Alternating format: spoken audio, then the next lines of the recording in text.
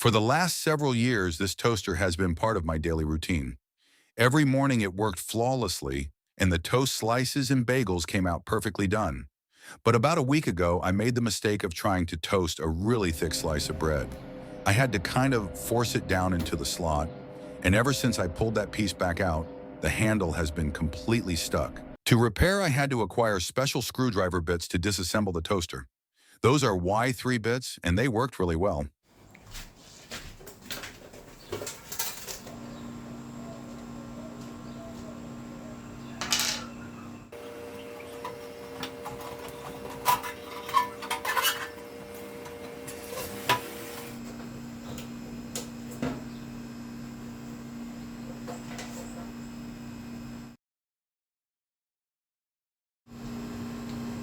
Cannot move it. Something is blocking it. And if you look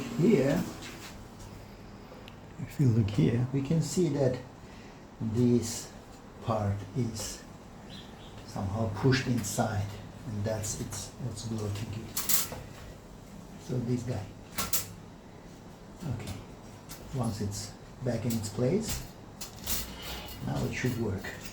Yeah, it does.